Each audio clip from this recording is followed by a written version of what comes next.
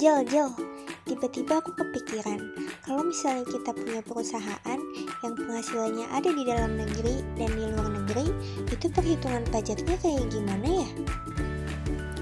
Jadi gini Kak, kalau misal seseorang atau badan punya penghasilan dari dalam negeri atau luar negeri, itu dikarenakan PPh pasal 24. Biar lebih jelas pemahamannya, simak video berikut. Apa itu PPh pasal 24? PPh pasal 24 adalah peraturan yang mengatur tentang hak wajib pajak untuk memanfaatkan kredit pajaknya di luar negeri untuk mengurangi jumlah nilai pajak penghasilan terutang yang dimiliki di Indonesia. Artinya, pajak penghasilan yang telah dibayar wajib pajak di luar negeri dapat digunakan untuk mengurangi jumlah PPh yang harus dibayarkan di dalam negeri. Namun, pajak penghasilan pasal 24 ini hanya diperuntukkan bagi WP yang menerima penghasilan dari luar negeri selama 1 tahun pajak. Subjek PPh pasal 24. 1. Orang pribadi wajib pajak dalam negeri, yaitu individu yang bertempat tinggal atau berada di Indonesia lebih dari 183 hari dalam 1 tahun pajak, atau yang dalam suatu tahun pajak bertempat tinggal di Indonesia dan berniat untuk bertempat tinggal di Indonesia yang mempunyai penghasilan dari luar negeri. Subjek PPh pasal 24 yang kedua, badan wajib pajak dalam negeri, yaitu badan yang didirikan atau berkedudukan di Indonesia seperti perusahaan, yayasan, koperasi, dan sejenisnya dan memperoleh penghasilan dari luar negeri. Objek PPh pasal 24. Yang pertama, pendapatan dari saham dan surat berharga lainnya. Yang kedua, pendapatan atas keuntungan dari pengalihan saham dan surat berharga lainnya. Yang ketiga, penghasilan berupa bunga, royalti, dan sewa sehubungan penggunaan harta bergerak. Yang keempat, penghasilan dari but di luar negeri. Yang kelima, keuntungan dari pengalihan harta tetap di luar negeri. Yang keenam, keuntungan dari pengalihan harta dari but di luar negeri. Yang ketujuh, penghasilan berupa sewa sehubungan dengan penggunaan harta tidak bergerak. Yang kelapan, penghasilan dari pengalihan hak penambangan dari luar negeri. Cara menghitung PPh pasal 24. 1. Mencari total penghasilan neto dengan cara menjumlahkan penghasilan neto dari masing-masing negara dengan penghasilan neto dari dalam negeri.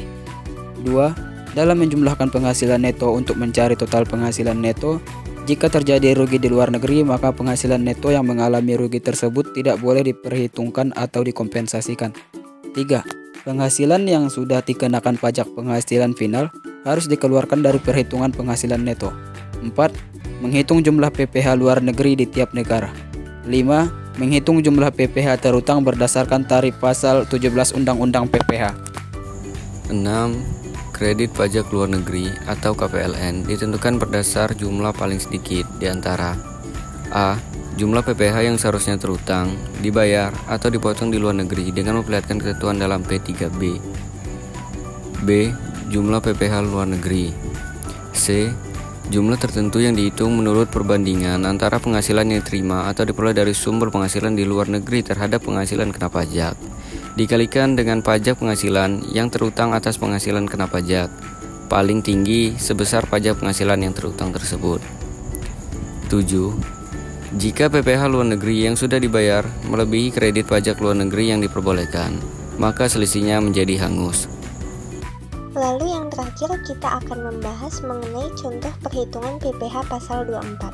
Contohnya, PT Untam merupakan wajib pajak dalam negeri yang memperoleh penghasilan sebagai berikut. Laba dari Malaysia 500 juta dengan tarif pajak 30%, laba dari Thailand 750 juta dengan tarif pajak 20%, dan penghasilan kena pajak dalam negeri 300 juta. Maka, berapakah pajak luar negeri yang diperbolehkan? Langkah pertama yang harus kita lakukan adalah menghitung total penghasilan kena pajak.